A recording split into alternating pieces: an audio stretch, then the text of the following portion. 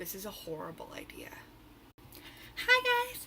Welcome back to my channel. I just had an espresso, so I'm ready to go. Today it's going to be a story time. That was my phone. Trying to think about what I could tell you guys that isn't too personal. And I couldn't think of anything. So here we go. Oh my gosh. So this is a story of the worst state I've ever been on. And I would just like to preface this story by saying that this is the worst state that anyone has been on in the history of the universe. And if you feel differently, watch this video and then you'll see that you're wrong. And if not, then we could fight. I don't know why I said that. But this is a pretty bad date. It's the third date that I went on with this guy. 3 dates. So I'm gonna first talk about the first 2 dates because I think it puts the third date into context and it makes it even weirder, in my opinion. So this guy, I can't use his real name for privacy reasons, but I'm going to call him Dan for the purposes of this video. So Dan and I went to the same school. I'm in my pajama pants. I was hoping I wouldn't show that to the camera, but I just did. So I'm just gonna be completely transparent with you guys. I'm in my pajamas and it is 1:30, so in the afternoon. Anyway, he looked really good on the outside, and that is what scares me because this guy was like, still to this day, the most attractive guy I've ever dated. Like, so hot. It's kind of insane. I meet him in this like public area because that just makes me feel, even though I went to the same school, like I just felt more comfortable meeting in a public place. I don't know if other people can identify with that, but that's just how I roll.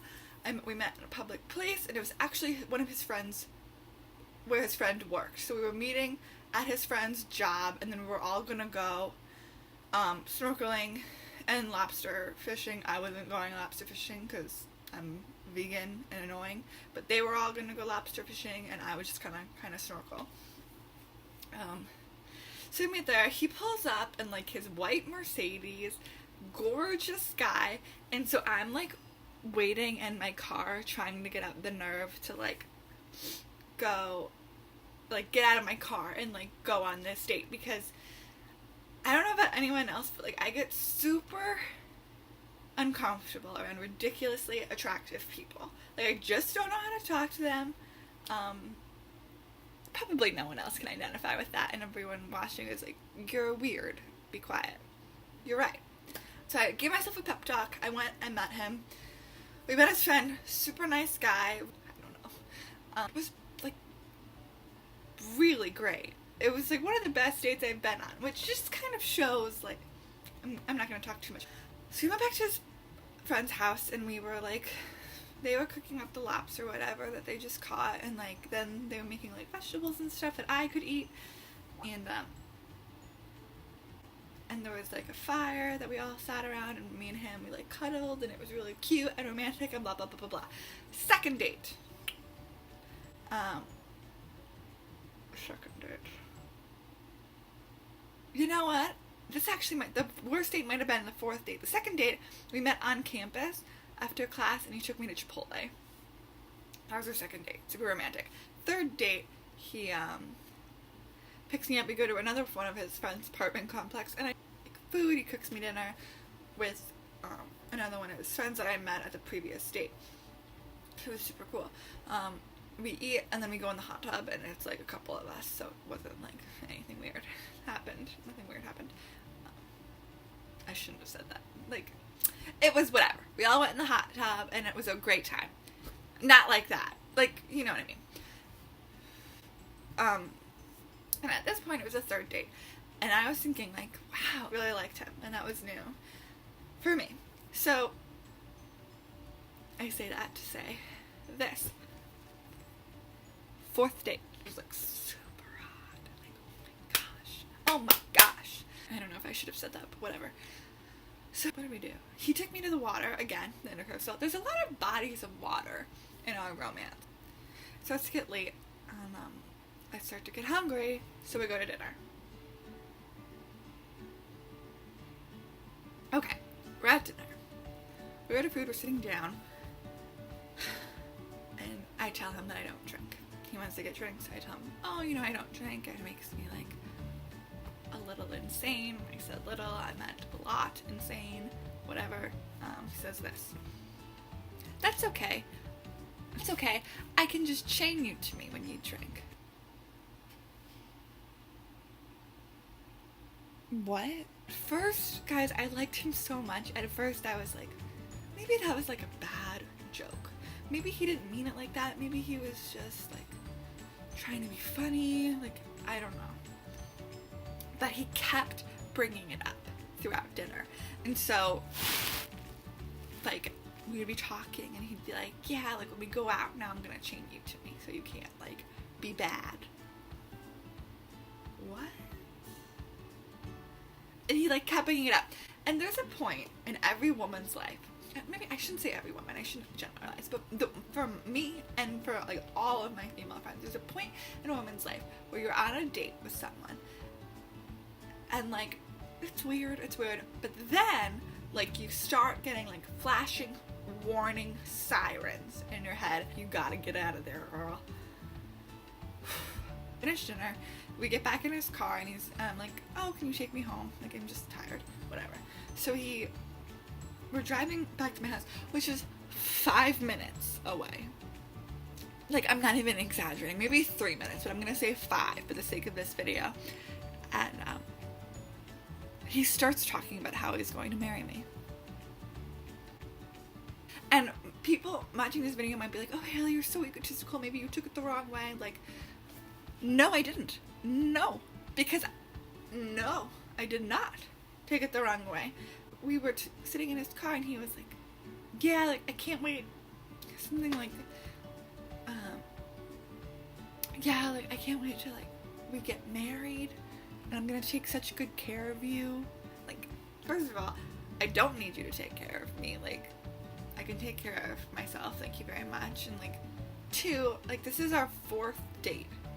We barely know each other and you're talking about marrying me. And so then he starts explaining to me his thought process. And he says that whenever he goes out with a new girl that he likes, he just assumes that they're going to get married so that way their relationship can start off strong. He thinks it makes the relationship stronger. And it hasn't worked so far in his relationships, but for me, with special me, he feels differently. On that, like, he's really the one for me and he wants to take care of me.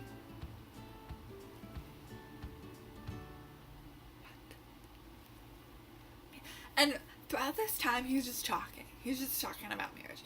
And I'm just sitting there, like that again. And I can tell that he wants me to invite him in. Like, I can tell that he's, like, lingering. He wants me to invite him inside. And when I don't, when I'm like, oh, good night, thanks for dinner, he's like, oh, when can I see you again? And instead of, I was like, this is a perfect time to try something new, Haley. And so instead of saying like, oh, I'll text you, I say this stupid thing. I say, oh, you know, like, I don't know if this is gonna work out for me.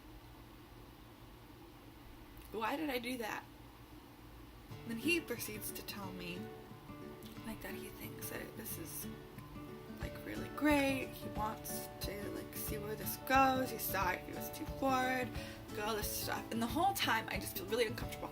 And if you talk to your female friends about bad dates, I guarantee you that within those bad dates there's a moment where she felt incredibly unsafe. And I think that's the difference between men and women when it comes to bad dates, because like some of my guy friends will talk about their bad dates and they'll be like, yeah, she was crazy, man. She ordered 2 appetizers, she was crazy, or like she talked about her cat the whole time. And like, that's not, it's for women are oftentimes like feel like threatened and in danger. And I don't know, I don't think that's something that's talked about, but I'm just going off on a little tangent here. But anyway, so I get out of the car at this point and I like basically book it past my fence and past these bushes, and I like hunch down. I like hunch down behind these bushes and I'm waiting to see his headlights fade away, because that's when I know obviously that he left my house. And I lived in like a guest house kind of behind like a main house. and they don't fade away. And it felt like forever he waited in my driveway. Like it felt like an eternity. But it was maybe just like a matter of minutes. And after that I blocked his number and I haven't talked to him since. And I did see him one other time on campus when I was like with my friends, like with my girlfriends. We were all sitting down and he was like being weird in the background and like kind of lingering around. And I think he was on his phone, like on the phone, because you don't know what on the phone is. But yeah, he was talking on the phone. But that was the last time I saw him. Yeah. So moral of the story is you don't know who someone really is until later on, and if you feel unsafe, get out of the situation, and because it's usually not gonna get better. Let me know if you like this video. If not, I might do others. I really only did this because I don't feel like leaving my apartment right now. Okay,